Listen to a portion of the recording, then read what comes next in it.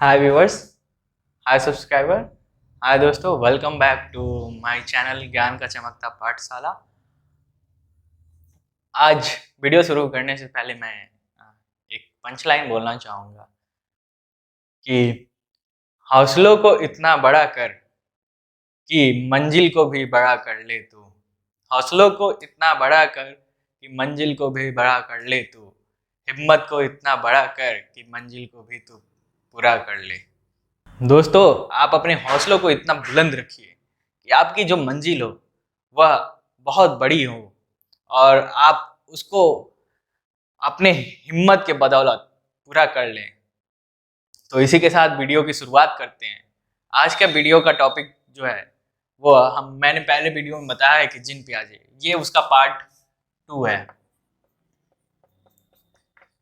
इस वीडियो में हम बात करेंगे जो भी टेक्निकल टर्म्स जिन पियाजे ने अपने सिद्धांत में यूज किया है वो क्या क्या रहे और वे जो 4 अवस्थाएं उन्होंने वर्गीकृत किया है यानी बांटा है वो उसमें कहाँ कहाँ आते हैं। तो शुरुआत करते हैं। पहला जो हमारा जिन पियाजेट का अवस्था था सेंसरी मोटर स्टेज यानी हमारा प्री ऑपरेशनल स्टेज जो कि 0 से 2 वर्ष तक होता है।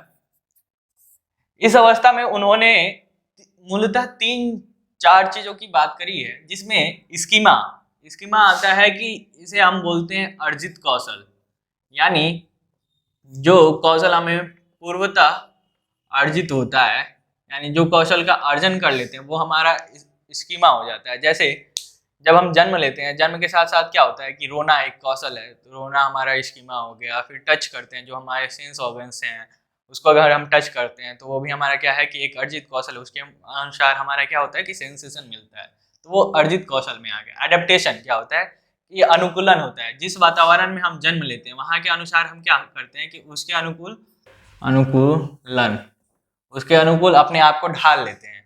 यानी अगर हम ठंड प्रदेश में जन्म लिए हैं तो ठंड प्रदेश में बच्चा अपने आप को ढालेगा, गर्म प्रदेश में लिया है तो गर्म प्रदेश में ढालेगा।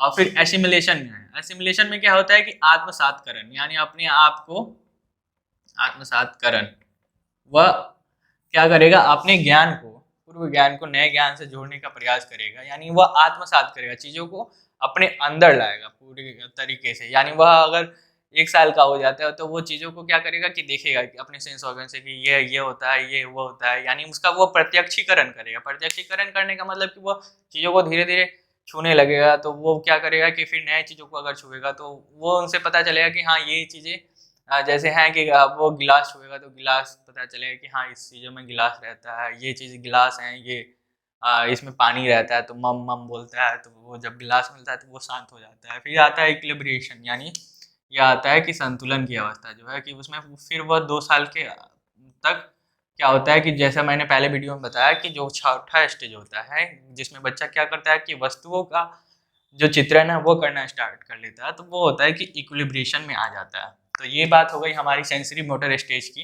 यानी संवेदी पेशी अवस्था की। फिर आती है बात पूर्व संक्रियात्मक अवस्था की, जो हमारा 2 से 7 वर्ष तक होता है। तो इसमें क्या होता है एनिमिज्म, यानी जीववाद। बच्चा जो होता है वह सभी चीज़ों को एक जैसा मानता है कि सभी में जीव मानता है। जैसे अगर उसे कुछ खिलौने दे दिए जाए तो वो खिलौना समझेगा कि हाँ खिलौनों में जान है। वह अगर रोता है, मतलब वह उसे अगर कोई मार देगा तो कहेगा नहीं नहीं नहीं मत मारिए, कि वो रोएगा। अगर पूछा जाता है कि बाबू खाना खिलाओगे इसको, तो कहेगा हाँ हाँ मैं भी खिलाऊंगा इसको। तो वो उसमें जीववाद की बात आ जाती है, ईगोसेंट्रिज्म यानी अकेंद्रिता की भावना।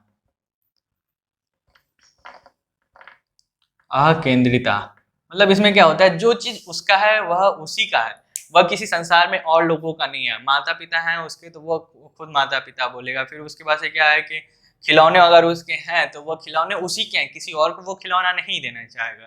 तो वो उसमें अकेंद्रिता की भावना हो गई। ये बात हो गई हमारी प्री ऑपरेशनल स्टेज की, यानी पूर्व संक्रियात्मक अवस्था। ये क्या होता है 2 से 7 वर्ष तक होता है और इसमें एनिमिज्म, जीववाद और ईगोसेंट्रिज्म, अकेंद्रिता होती है। फिर बात आती है कि हमारी मूर्त संक्रियात्मक अवस्था यानी कंक्रीट ऑपरेशनल स्टेज, जो कि 7 से 11 वर्ष तक होता है।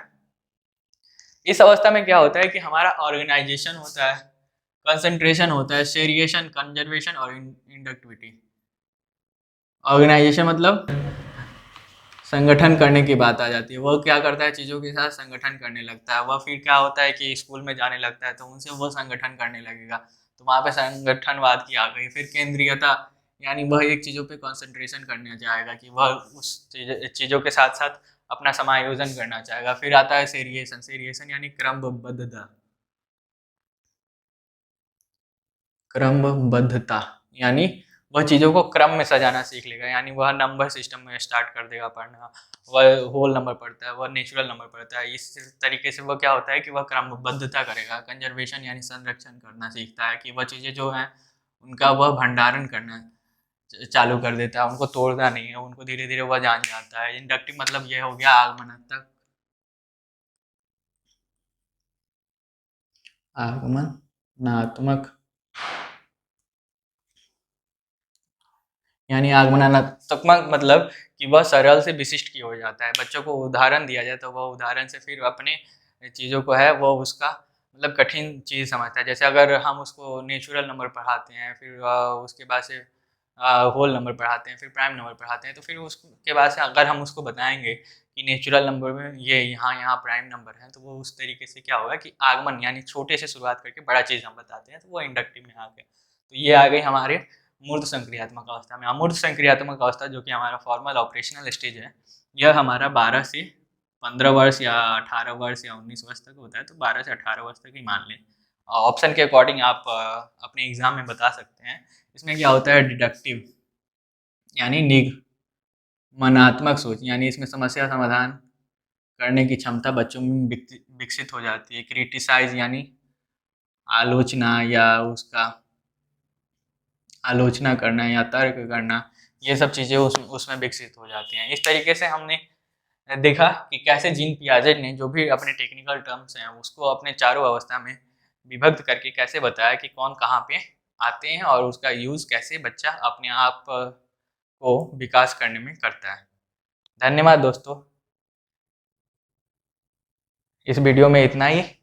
और वीडियो अच्छा लगे तो लाइक सब्सक्राइब ज़रूर करिएगा और वीडियो को शेयर भी करिएगा।